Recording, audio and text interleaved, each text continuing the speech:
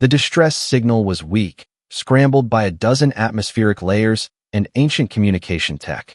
It shouldn't have even reached them. And yet, somewhere in the vastness of Sector Theta 49, the signal pierced the void, landing on one of the many listening posts humanity had seeded across the stars.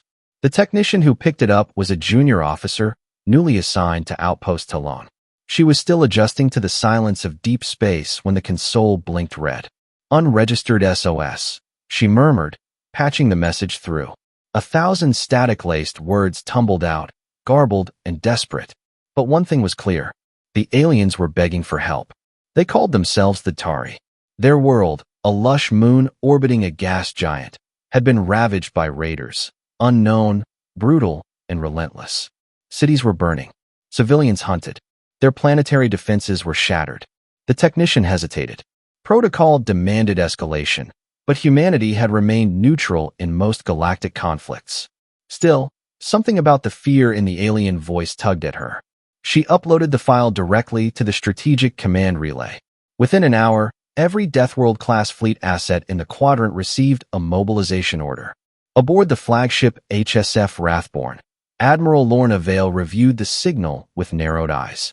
Behind her, the bridge crew moved like clockwork, prepping weapons, charging warp drives, and finalizing fleet formation data. "Is this real?" her second-in-command, Commander Thorne, asked. "It's real enough. And if someone is attacking an unarmed species, that puts them on our radar."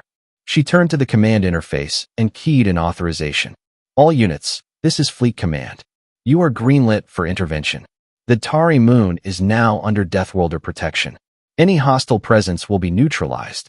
On the edge of the Tari system, the first wave of Deathworlder ships emerged from hyperspace like shadows tearing through reality. 10 dreadnoughts, 30 cruisers, hundreds of support vessels, and one black ship, silent and unmarked, known only to the fleet as the Warden. The attackers never saw them coming. The alien raiders, later identified as the Rakhar Marauders, had ruled the system for 9 days.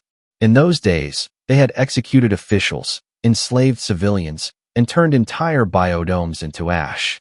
When the Deathworlder fleet arrived, they assumed it was a local faction trying to interfere.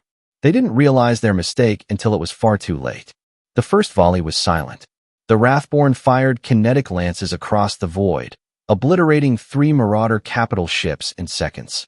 No warning, no broadcast. Just death.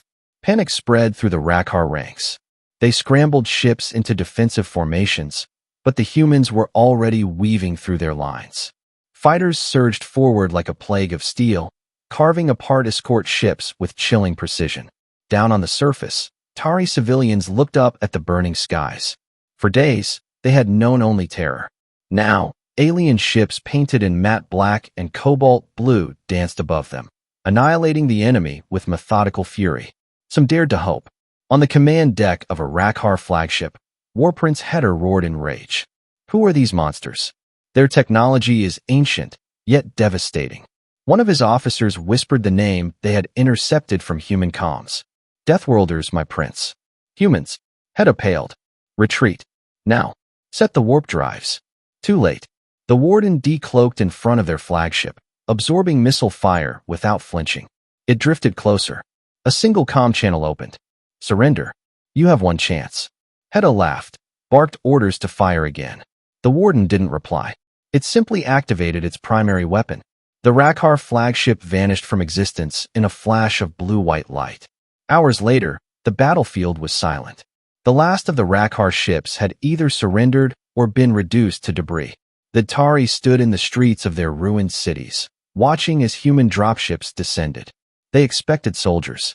They got medics, engineers, food supplies, and clean water.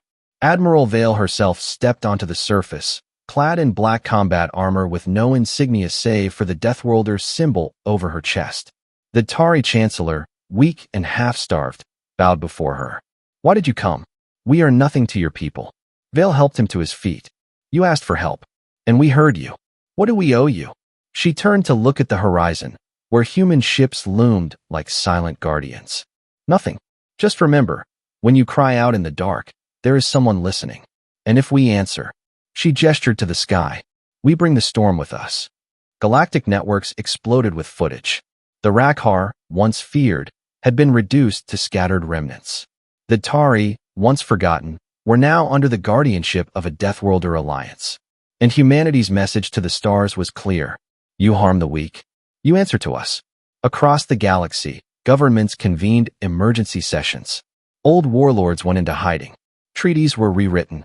And in the shadows, whispered rumors grew louder. The Deathworlders are no longer silent. If you see one ship, run.